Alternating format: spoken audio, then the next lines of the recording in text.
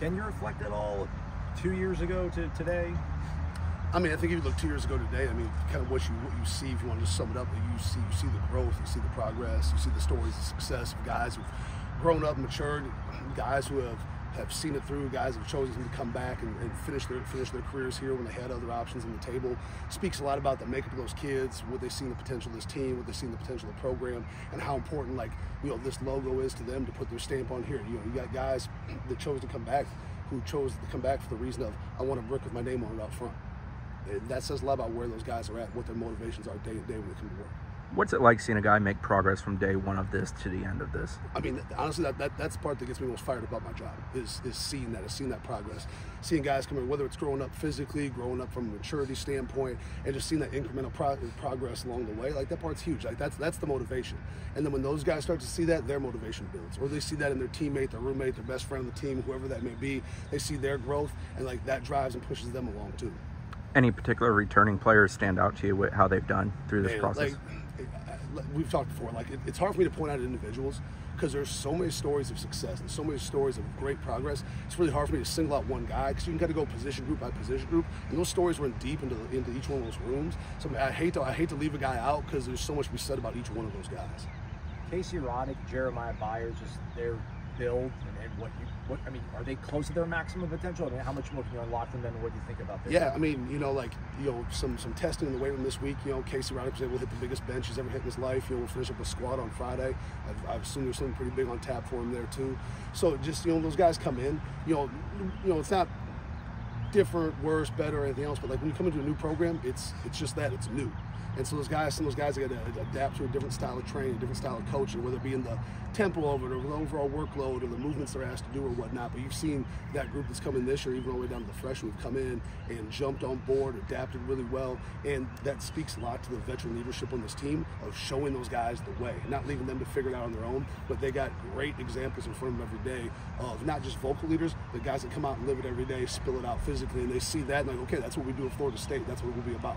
With the competition that's expected this spring with so many newcomers, you already see signs of that competition in your area? Oh, 100%. 100%. You see guys at their rack that have an eye over their shoulder, seeing what that guy that plays their spot is doing, seeing what his last set is, maybe slow playing the rest a little bit so they can go last, like, hey, throw another 10 on there, whatever it may be. And you see that competition there. And then, you know, as those weeks build, obviously you get, usually, week 4, week 5 into the 8-week winter program, you start hearing a lot of talk about football, right? A lot of banter going back and forth. The guys like, oh, I can't wait till spring. Right? And that's what you want to see. I want to hear that out of those guys. As important as training is, what a foundational thing that is, the main thing is keeping in mind that the whole time, what's it all about? It's about being able to, when you cross that white line, to go out and play ball and make all that training pull into action. The defensive guys cheering for offensive guys and offensive guys cheering for defensive guys, is that something you guys still have to encourage, or is that happening? No, that's become a pretty organic thing, and it's not natural for kids. Like a lot of guys, especially in a hard situation like tour duty, it's very, your instinct says go inside yourself, get yourself through. Right? But when those guys start to find, when you start pouring into others, also it's not so hard for you anymore. And as those guys see that and feel that, and they know how that affects them when they're on the receiving end of it, that just grows. How good of a job does the staff do in finding transfers that are willing to come in, put in the work, and kind of fit what this culture is about? I mean, elite. You see the guys that are coming here, not just what the production's been on the field, but their production in the community, what those guys have done in the classroom of getting degrees, being Seminole scholars, the leadership those guys have shown coming out to workouts and whatnot. And once again, that says a lot about the existing locker room of bringing those guys in, teaching them our way of doing things, and put those guys in a situation to flourish and show why we brought them to Florida State. Watching Winston Wright be able to, you see where he came from a year ago to where he is now. Just what's that been like? I mean, it's been a long, hard path for him. But if there's any kid who was ever cut out to face that adversity and come on top of it, it's Winston Wright. That kid's mindset is a different mindset than most young men his age. And that's a guy who came in every day, nose to the grindstone, pouring into that rehab process, trying to maximize everything he was full go to do in the weight room, to the point now where he's kind of back full go across the board. And there's still some steps in front of him of managing the workload, us keeping an eye on the data and things like that. But like where he from what he went through, basically just shy of a year ago to where he's at now, has been nothing short of remarkable. What kind of canvas, I guess, you have with guys like Hykeem Williams, particularly in Lucas Simmons? Yeah, I mean, you get those guys that come in, they're obviously very, very talented, right? I mean, everybody knows the high school accolades and all that, but they come in and you realize they're babies still. They're still relatively untrained, which is exciting because that's not a ready-made product. Those guys are super moldable, and especially in regards to those two guys, those guys want it. They want it all, right? They want it to be hard. They want to go through it. They want to see the development and stuff. You know, for being guys who are, you know, 5-star guys, it's anything but a 5-star mentality. Those guys are as humble and hungry as any walk-on I've ever had. And so that paints a pretty good picture for what the future can hold for those guys as they see that path through. Travis J, one of those guys that stuck around here. I mean, what have you seen from him? Anything particularly different or special out of him? I mean, with him this last year, the biggest thing, you see what he's done in the classroom. You see what his grades look like and the progression there, what he's poured into the academics. Physically, he's been no different. You see what he looks like on the hoof right now. Physically, what he's built there, and with a ton of motivation to come back this year and try to fulfill all that potential that everybody always knows that he's had. And in my opinion, he's poured out the kind of work it takes to be able to go do that. Really, I'm excited for what he has to show throughout the summer and into Cape. You have guys come back late in their careers for another year. Do you keep an eye on them, like make sure they're not getting complacent, and how excited have you been by the way? Yeah, you know, when those guys make the decision to come back, obviously, you know, they're making the decision to come back not just for their team, but there's some self-serving in that decision too. Wanting to be able to better their spot for the following year and whatnot.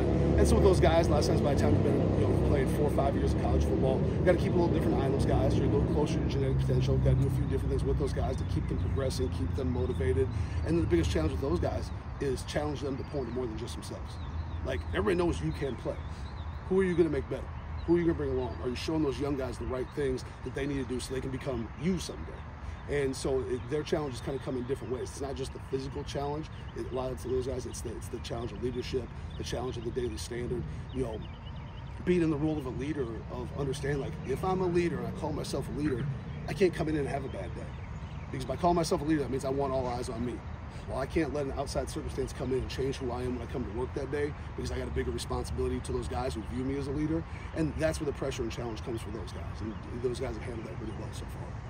Coach Thompson, probably one of the more happier guys in this facility right now with Hykeem and Kyle. What kind of players do you think they're going to turn? Yeah, man, I think both of those guys have a lot to offer this team. And, you know, that's a deep room.